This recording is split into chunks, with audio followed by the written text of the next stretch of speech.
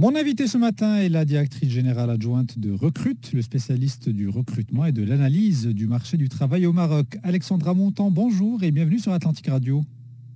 Bonjour. Alors, je vous reçois aujourd'hui pour parler des tendances RH au Maroc en 2023 et des perspectives pour cette nouvelle année 2024. Vous venez à ce propos de publier le baromètre annuel de l'année 2023. Alors, première question pour nos auditeurs, pour qu'ils comprennent de quoi l'on parle. Quel est ce baromètre que vous publiez chaque année? Quelle est la méthodologie suivie pour l'élaboration de ce baromètre et quels sont les objectifs? Alors, déjà, merci beaucoup de m'avoir invité aujourd'hui et je suis contente de débuter l'année en présentant ces résultats et surtout qui sont positifs. Donc, en fait, depuis 18 ans qu'à Recrute, tous les ans, on sort un peu une analyse de tout ce qui a été fait sur le portail, qui est un portail de recrutement, je le rappelle, pour les cadres et professions intermédiaires. Et donc, les entreprises viennent pour poster leurs annonces, leurs besoins de recrutement et font aussi beaucoup d'approches directes via la CVTech. Donc tous les ans, on fait une analyse pour donner un peu aux chercheurs d'emploi une visibilité des métiers les plus demandés, les fonctions qui sont attendues et aussi pour donner une tendance aux recruteurs sur quels sont les métiers qui deviennent rares aussi un peu et très demandés sur le marché et qui forcément finiront par coûter plus cher.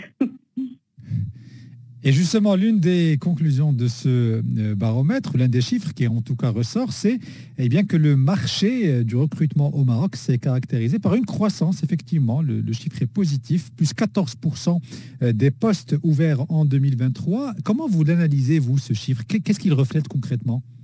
Alors oui, en effet, il y a 14% des postes qui ont été en plus annoncés cette année, ce qui représente plus de 60 000 offres d'emploi qui ont été postées.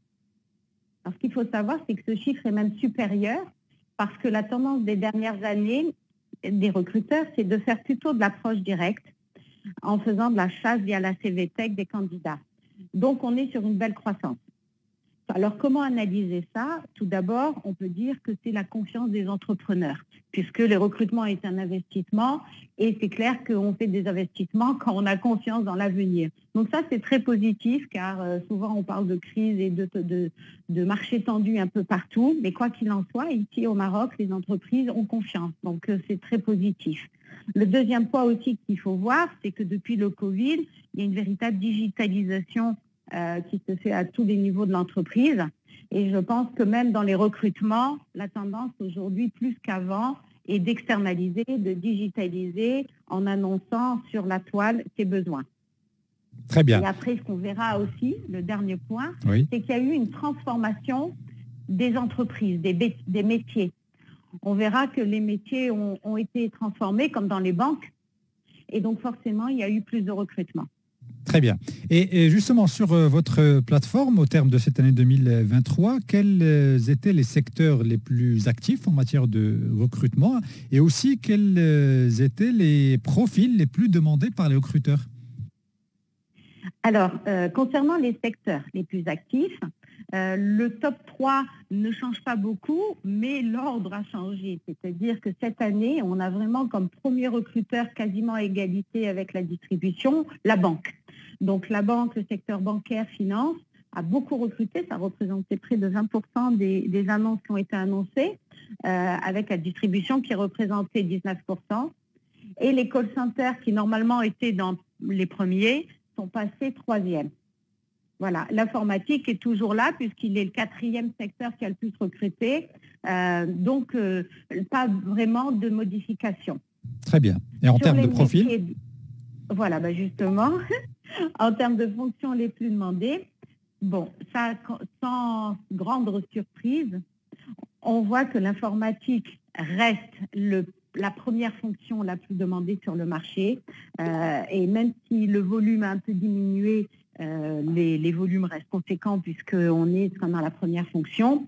Et les métiers, après, dans le top 5, aussi ici, pas de grands changements. On voit toujours les métiers du call center qui arrivent en second. On voit tout ce qui est l'enseignement, la formation qui est aussi beaucoup s'est développé. Et les commerciaux, la finance, qui reste dans le top 5 comme depuis 18 ans qui existe recrute.com. Alors, dans ce baromètre, il y a tout de même un indicateur qui, moi, à titre personnel, m'a interpellé. J'aimerais avoir votre avis là-dessus. Ça concerne le secteur IT, donc le secteur de l'informatique, qui, vous venez de le dire, reste toujours très dynamique, que ce soit en termes de profil demandé ou même en termes de secteur recruteur. Mais en 2023, une baisse notable du nombre de postes ouverts est apparue sur votre plateforme, passant de 17 à 11%. Et pourtant, c'est un secteur que l'on dit en plein essor où la demande va en grandissant. Pourquoi ce décalage selon vous, ou cette baisse en tout cas de la demande sur la plateforme? Alors, je comprends que les chiffres puissent interroger, mais dans la réalité, il n'y a rien de surprenant dans ces résultats, parce qu'on le voit, c'est au niveau mondial, hein, qu'il y a une baisse un peu des besoins en IT. Pourquoi? Parce que tout simplement, d'abord, avec le Covid et après le Covid, il y a eu une digitalisation accrue des entreprises. Donc, on a vu les chiffres qui ont explosé. Et là, en fait, on revient plutôt à un état normal. En fait, on a géré le boom et là, on revient sur une tendance normale où ça reste parmi les secteurs et les fonctions qui recrutent le plus, mais dans des niveaux beaucoup plus normaux. Très bien. Après, une question qu'on peut se poser aussi, c'est est-ce que l'intelligence artificielle n'aurait pas déjà commencé à impacter ces recrutements, puisqu'on sait que le codage, qui est une grande partie des profils recrutés, peut être aussi externalisé, géré en grande partie par l'intelligence artificielle. Donc ça, je n'ai pas la réponse, mais c'est une interrogation qu'on peut avoir. C'est une interrogation légitime et pour ne rien vous cacher, lorsque vous évoquez tout à l'heure le secteur de l'offshoring et de la relation client qui a baissé dans le classement, j'ai automatiquement associé cela peut-être à une application directe de l'IA au niveau des call centers. Là aussi, c'est une question qui pourrait se poser. Oui. Aux États-Unis, on voit que déjà l'intelligence artificielle a bien impacté les recrutements sur ces métiers-là. Ici, je n'ai pas la réponse malheureusement encore. Très bien. Écoutez, on attendra d'autres publications peut-être pour avoir plus d'éléments et de détails. Une dernière question à vous poser, parce que vous avez établi un baromètre de l'année 2023, effectivement, et aussi les grandes tendances en matière de RH qui se dégagent pour cette nouvelle année 2024. Alors, quels sont justement les secteurs les plus demandeurs, peut-être, qui seront les plus demandeurs en cette année 2024, et aussi les profils qui seront, selon vous, les plus recherchés et demandés par les entreprises? Alors oui, cette année, on a voulu élargir un peu et on a beaucoup de DRH avec qui on travaille, qui ont accepté de nous donner leurs tendances en fait. Et alors, c'est toujours positif. La bonne nouvelle, c'est qu'on voit que l'IT va continuer à bien recruter. Et on peut citer quelques profils qui seront, selon eux, les plus recherchés, comme les développeurs. Vous voyez, l'intelligence artificielle, on a encore besoin de développeurs. Oui. Les data scientists, des ingénieurs en réseau et système, la cybersécurité qui devient vraiment toujours plus importante et des ingénieurs support. Donc, c'est un peu les fonctions spécifiques qu'on va rechercher dans ces métiers-là. Après, on a un grand boom dans le secteur automobile. Ça, on le sait, on le lit dans la presse régulièrement. Et donc, il va y avoir besoin de tous ces métiers dans l'industrie automobile. Donc, des ingénieurs en génie industriel, des chefs de projet, des ingénieurs en design, en électronique, voilà, des spécialistes de la logistique, tous ces métiers-là pour pouvoir accompagner cette croissance.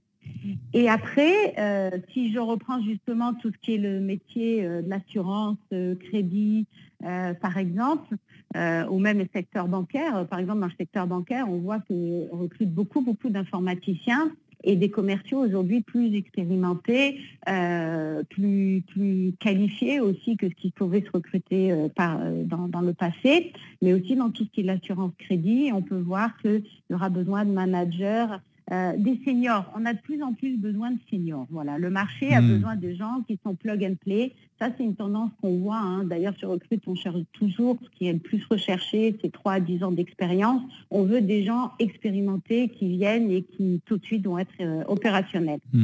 Voilà. Et pour finir, dans le secteur de la distribution, puisque c'est un gros recruteur, il faut des responsables magasins, il faut des chefs de département, des profils spécialisés en merchandising, en gestion de rayon. Donc, il y a aussi beaucoup de potentiel dans ce secteur-là. Très bien. Voilà. Très bien. Écoutez, nous allons conclure sur cette dernière précision. En tout cas, c'est vrai que c'était très intéressant de vous écouter ce matin pour comprendre un petit peu les principales tendances du marché RH au Maroc en 2023 et aussi ce qui nous attend peut-être en 2024. Alexandra Montan, je rappelle que vous êtes directrice générale adjointe de Recrute. Merci beaucoup d'avoir répondu ce matin à nos questions et je vous dis à bientôt. Merci beaucoup. À très bientôt. Bonne journée.